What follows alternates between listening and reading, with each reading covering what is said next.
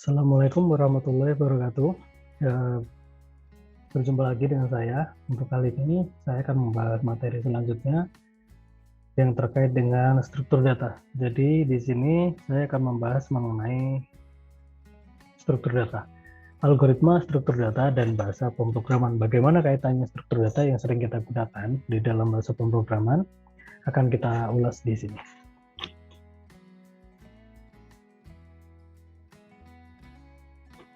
Oke, definisi struktur data.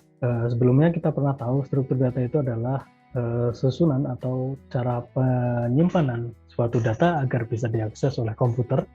Nah, jadi di sini definisi struktur data itu adalah kita awali dari sebuah data. Data itu adalah fakta atau keterangan yang sesuai dengan kenyataan. Kemudian suatu data itu dapat dijadikan sebagai dasar kajian untuk analisis ataupun kesimpulan. Dan data ini di dalam sistem komputer itu disimpan di dalam memori agar dapat diakses sewaktu-waktu. Nah, bagaimana cara penyimpanannya agar bisa diakses sewaktu-waktu? Maka ada namanya struktur data. Penyimpanan data membutuhkan struktur agar lebih mudah, efisien saat diakses atau diproses. Jadi kesimpulannya, struktur data itu adalah cara menyimpan atau merepresentasikan data di dalam komputer agar bisa dipakai secara efisien. Kemudian dari data sendiri, itu adalah fakta atau keterangan tentang kenyataan yang disimpan, direkam, atau direpresentasikan dalam bentuk tulisan, suara, gambar, sinyal, ataupun mungkin simbol. Nah, penggunaan struktur data yang tepat itu dapat meningkatkan efisiensi sebuah program. Jadi program itu bisa dikatakan efisien jika struktur datanya itu tepat. Otomatis programnya akan bisa berjalan cepat dan segala macam. Nah, itu karena apa? Struktur datanya tepat. Peranan struktur data di sini itu dalam pemrograman yang pertama itu menyederhanakan permasalahan yang rumit. Kemudian yang kedua, membuat standarisasi komponen kode yang bisa digunakan kembali dan membuat program yang mudah dimengerti dan dipelihara. Itu peranan struktur data di dalam pemrograman. Nah, penyajian algoritma itu disajikan dengan tulisan, gambar, ataupun mungkin pseudocode ya. Nah, tulisan itu apa? Memiliki struktur bahasa tertentu dan pseudocode. Sedangkan yang disajikan dengan gambar bisa berupa flowchart, program, atau yang mungkin di atas, data flow diagram chart, atau yang lainnya. Yang mungkin sebelumnya kita pernah pelajari di sebelumnya. Klasifikasi struktur data. Nah ini, struktur data itu bisa diklasifikasikan. Yang pertama itu linear, berdasarkan linear dan non-linear. Kalau yang linear itu terdapat struktur data array, stack, QU, linked list. Kalau yang non-linear itu ada tree sama graph. Array itu larik, stack itu tumpukan, QU itu antrian, linked list itu berantai. Kemudian kalau tree itu pohon biner, kalau graph ya berarti graph. Analoginya gini, apa sih struktur data? Misal ketika teman-teman menjumpai sebuah toples, ini biasanya kalau di musim-musim lebaran itu banyak toples ya. Toples itu difungsikan untuk apa? Untuk menyimpan makanan. Nah, kalau di sini itu makanan itu kita ibaratkan data, maka cara penyimpanan ke sini itu yang dinamakan struktur data. Apa yang bisa kita lakukan dengan toples? Kita bisa masukin makanan ke dalam toples, kita bisa ngambil makanan keluar dari toples. Jadi struktur data itu dapat dianalogikan sebagai wadah atau kontainer. Kemudian beberapa hal yang dapat dilakukan. Yang pertama apa? Ketika ada wadah kayak gini, kita bisa meletakkan data, kita bisa mengambil data, kita bisa mencari data, ataupun mungkin kita bisa mengosongkan data atau memeriksa, mengecek apakah kosong. Itu ibaratnya seperti ini. Kemudian sebagai contoh nih, contoh data.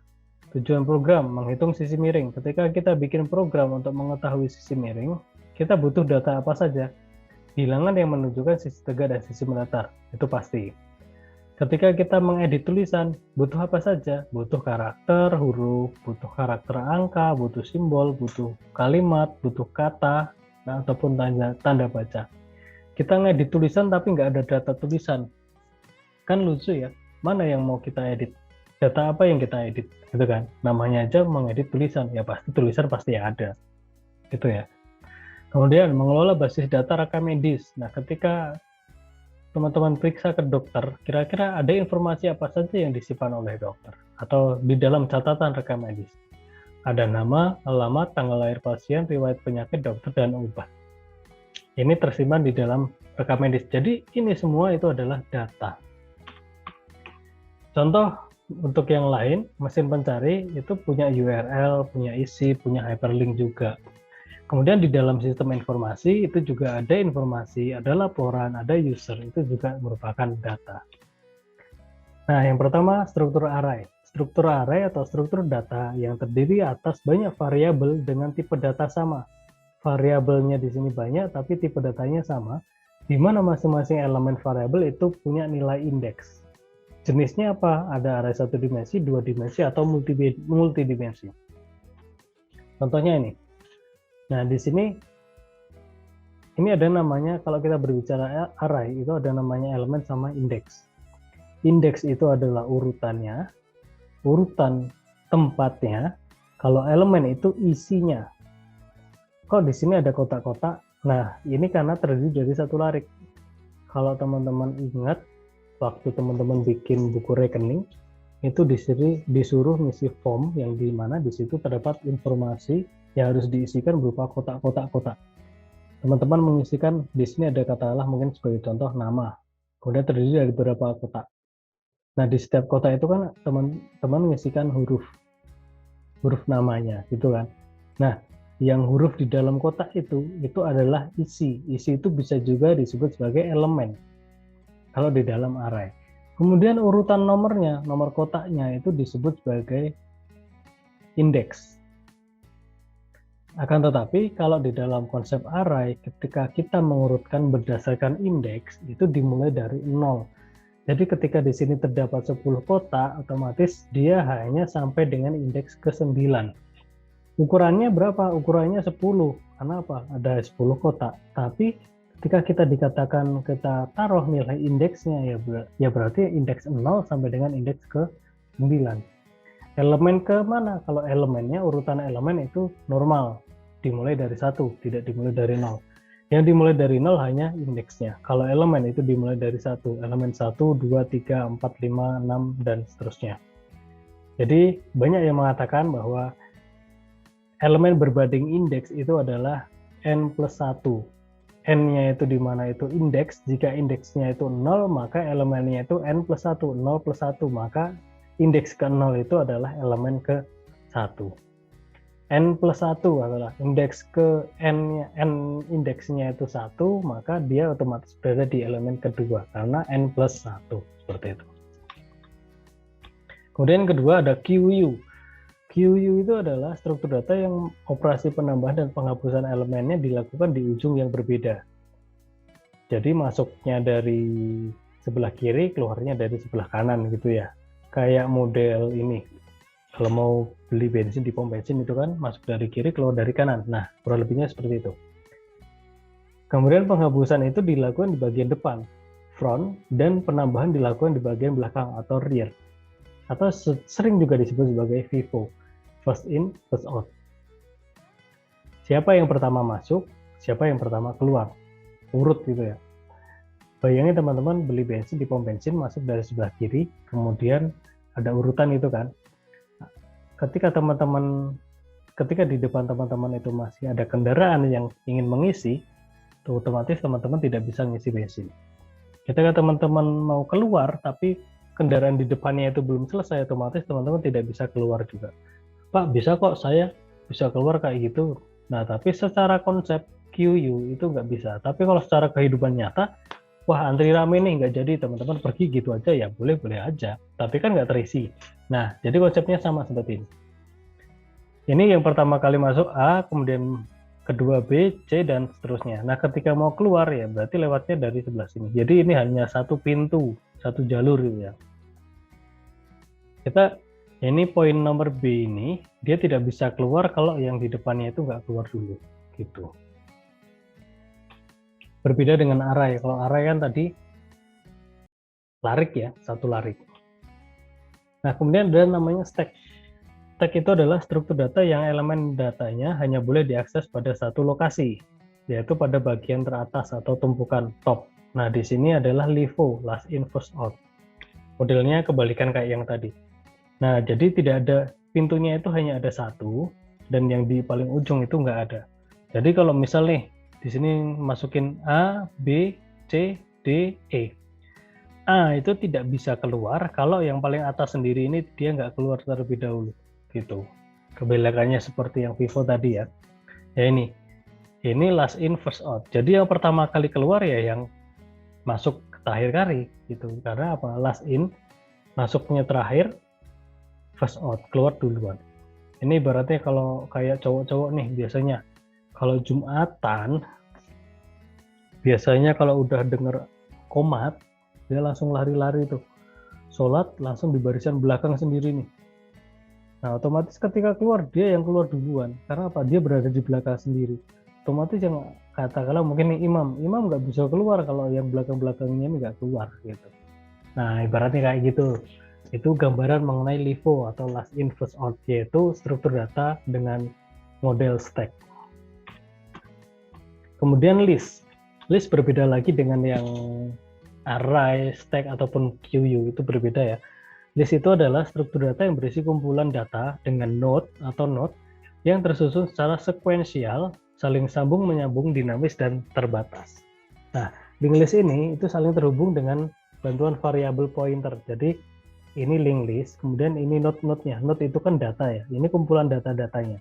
Kemudian dia dilingkan itu dengan linked list ini. Kalau di dalam pemrograman ada namanya pointer ya, variable pointer, dia yang menghubungkan antara data A dihubungkan dengan variable pointer dengan data B dihubungkan dengan data C dan seterusnya gitu. Kemudian model tree. Tree itu adalah pohon biner ya, di mana struktur data yang berupa kumpulan node itu saling terhubung satu sama lain yang membentuk struktur pohon dari atas ke bawah. Dari atas ke bawah, kemudian setiap simpul itu berisi dua buah pointer yang menunjuk ke cabang kiri dan kanan. Jadi setiap node ini, setiap simpul ini dia berisi kanan satu, kiri satu, kanan satu, kiri satu. Yang nomor 7 ini juga sama nih, kiri satu, kanan satu. Yang ini juga sama, kiri satu, kanan satu, dan seterusnya. Informasi ini disimpan di dalam simpul. Jadi informasi atau data-datanya itu disimpan ke dalam simpul-simpul ini.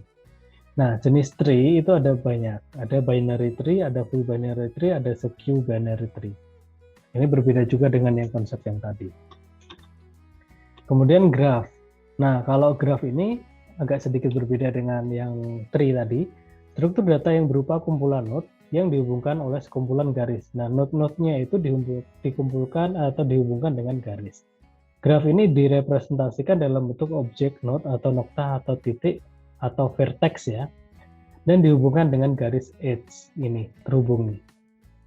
Jenis graf itu ada graf tak berarah dan graf berarah dan graf berbobot. Ini berbeda. Kalau yang tadi tree tadi itu satu kanan satu kiri, tapi kalau ini setiap node itu terhubung dengan garis edge. Ini semuanya terhubung.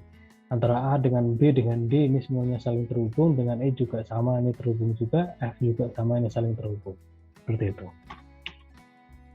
Kelebihan dan kekurangan struktur data yang tadi itu yang saya sebutkan, itu yang pertama, array. Array itu dia punya kelebihan, memorinya itu ekonomis bila elemen banyak terisi. Akan tetapi waktu aksesnya itu sama setiap elemen gitu. Itu kelebihannya. Kalau kekurangan itu boros memori jika banyak elemen yang tidak digunakan. Kenapa? Karena ketika kita ingin menyimpan data, otomatis kita pesan tempat nih. Ketika kita pesan tempat 10, kemudian dengan biayanya katakanlah mungkin biaya 1 juta gitu ya, maka ketika yang datang hanya 2 ya kita bayarnya tetap sama, itu artinya boros. Tapi kalau keisi semua, 10-10-nya keisi, ya berarti itu efektif gitu. Struktur datanya itu statis kalau di array ini tadi. Kemudian yang kedua, stack. Stack ini adalah kelebihannya apa? Penambahan dan penghapusan data dapat dilakukan dengan cepat. Tuh. Kemudian selama memori masih tersedia, penambahan data bisa terus dilakukan.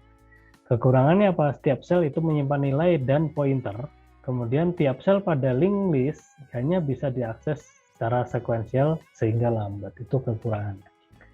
Kalau QU gimana? Kalau QU ya data pertama masuk maka akan pertama dilayani kayak antrian. antrian bank gitu ya. Nah, data yang terakhir masuk, bila waktu pelayanan habis kemungkinan bisa tidak dilayani gitu. Kemudian kalau linked list itu penyimpanan dan penghapusan data mudah, tapi pencariannya lama. Kalau tree itu pencarian dan penyisipan mudah, penghapusannya yang ribet atau kompleks. Kalau graph itu elemen datanya heterogen, tapi kalau kekurangannya itu berdasarkan statistik itu rumit dan biayanya tinggi untuk jalur yang panjang. Jadi masing-masing ada kelebihan dan kekurangannya. Jadi disesuaikan dengan kasusnya saja. Ilustrasinya bagaimana? Ilustrasinya seperti ini. Jadi ada input, proses, output ya. Input, kita memasukkan sebuah data, diolah oleh CPU, memori. Ini komputer ya. Diproses, kemudian dari sebuah proses yang diproses oleh komputer tadi yang melibatkan memori dan CPU, dia akan menghasilkan sebuah output. Nah, data yang kita peroleh itu apa? Data gambar, data tulisan, atau apapun itu yang ada di dunia nyata atau faktanya. Ketika dibaca oleh komputer jadinya bilangan biner seperti ini, 010101. Bahasa pemrograman. Nah, kemudian kalau di dalam bahasa pemrograman itu apa? Sering juga disebut dengan bahasa komputer atau bahasa pemrograman komputer. Itu adalah sebuah standar, sebuah instruksi, atau perintah-perintah yang digunakan untuk memerintahkan komputer. Kalau algoritma kan sebuah instruksi atau sekumpulan instruksi untuk menyelesaikan masalah. Tapi kalau bahasa pemrograman, sekumpulan instruksi untuk memerintahkan komputer. Kenapa membutuhkan bahasa pemrograman? Karena bahasa pemrograman dapat dipahami oleh manusia dan komputer. Contoh bahasa pemrograman, ada bahasa Visual Basic, ada Python, ada C++, bahasa C, C#, Java, PHP, dan masih banyak lain lagi. Nah, bahasa tingkat tinggi, bahasa tingkat rendah itu yang low level language tadi. Itu membutuhkan sebuah assembler dan tidak perlu dikompil. Tapi kalau bahasa tingkat tinggi itu kita butuh interpreter atau compiler dan dapat dieksekusi sebelum program itu dijalankan. Jadi kita bisa dicek dulu nih programnya jalan dengan baik atau enggak sebelum dijalankan. Menggunakan bahasa mesin atau kode biner itu sulit dipahami oleh manusia. Tapi kalau yang bahasa tingkat tinggi itu lebih manusiawi karena bisa dipahami oleh manusia. Contoh yang bahasa tingkat rendah itu ada assembly language, tapi kalau yang bahasa tingkat tinggi ya bahasa pemrograman itu ada C++, C, Fortran, Pascal, Basic, COBOL, dan yang lainnya. Contoh bahasa tingkat rendah itu hasilnya seperti ini. Kita nggak paham kan? Ada bilangan 1, 0, ada clear, ada yang lainnya. Tapi kalau komputer itu paham. Tapi hanya kita aja yang nggak paham. Kalau yang tingkat tinggi, bahasa pemrograman, nah ini adalah contoh potongan dari bahasa C++. Integer number, ini tipe data, ini variabel, cout, cin, check, if, ada jika if number lebih dari 0 dan segala macam bla bla. Ini masih dimengerti oleh manusia karena ini bahasa C++. Program yang baik itu apa? Program yang baik dikatakan baik jika berjalan dengan benar, kemudian berjalan dengan efisien, kemudian mudah dibaca dan dipahami, mudah ditebak, mudah dimodifikasi, dan mudah dipertahankan atau dipelihara. Jika memenuhi syarat-syarat itu, maka program yang teman-teman buat itu bisa dikategorikan menjadi bahasa pemrograman yang baik. Oke, efisiensinya apa? Efisiensi algoritma di dalam bahasa pemrograman itu yang terkait dengan kecepatan mesin atau komputernya. Kemudian compiler, kemudian sistem operasi itu juga ngaruh nih. Bahasa pemrogramannya apa? Kemudian ukuran inputnya seberapa besar? Cara organisir datanya bagaimana? Algoritma yang digunakan apa? Ini adalah terkait dengan efisiensi pemrograman. Pengenal atau identifier. Nah, merupakan apa? Merupakan nama yang digunakan sebagai tempat untuk variabel, fungsi, dan konstanta yang didefinisikan oleh program atau pemrogram. Identifier ini adalah sebuah pengenal atau pengidentifikasian yang dideklarasikan agar compiler itu dapat mengenalinya, atau identifier juga bisa diartikan sebagai nama yang diberikan untuk nama objek. Dan identifier itu dapat berupa nama variabel, konstanta, fungsi, prosedur, atau namespace. Itu adalah terkait dengan pengenal atau identifier. Pengenal atau identifier ketentuannya sebagai berikut. Yang harus kita lakukan ketika kita membuat sebuah pengenal atau identifier, yang dilakukan nama variabel harus diawali dengan huruf atau karakter underscores. Tidak boleh diawali dengan angka atau simbol. Yang tidak boleh dilakukan, nama variabel tidak boleh diawali dengan angka, ini nggak boleh. Nama variabel tidak boleh menggunakan operator aritmatika, jadi kayak plus, minus, garis miring, bintang itu nggak boleh. Kemudian tidak boleh ada spasi ketika membuat sebuah nama variabel dan tidak boleh menggunakan nama yang sudah memiliki arti khusus di dalam sebuah bahasa pemrograman. Misal di dalam bahasa C++ tadi ada kata-kata cin, sin. Sin itu sudah mengandung unsur lain, jadi kita nggak boleh menggunakan nama tersebut sebagai nama variabel. Pengenal atau identifier. Ketentuan dalam pendeklarasian variabel, penggunaan huruf besar dan huruf kecil itu dibedakan ya, karena sifatnya sensitif. Besar-besar semua, kecil-kecil semua, besar-kecil ya, seperti itu tulisannya, tidak boleh berbeda. Panjang maksimal atau variabel itu adalah 32 karakter, tidak boleh lebih dari 32 karakter ketika kita membuat nama variabelnya. Jika lebih dari 32 karakter, maka yang akan dikenali hanya 32. Nah, di dalam bahasa pemrograman itu ada beberapa istilah yang perlu kita ketahui. Yang pertama itu ada assembly. Assembly itu adalah bahasa rakitan atau bahasa pemrograman tingkat rendah, low level language, yang berupa notasi mesin atau mnemonic. Kemudian ada istilah compiling. Compiling itu adalah usaha untuk mengkompilasi, menyusun, mengumpulkan, dan menghimpun kode program sebelum siap dieksekusi. Ada namanya debugging. Debugging itu usaha menemukan dan memperbaiki kesalahan. Kemudian ada istilah running, itu menjalankan sebuah kode program. Execution time, yaitu waktu eksekusi sebuah program.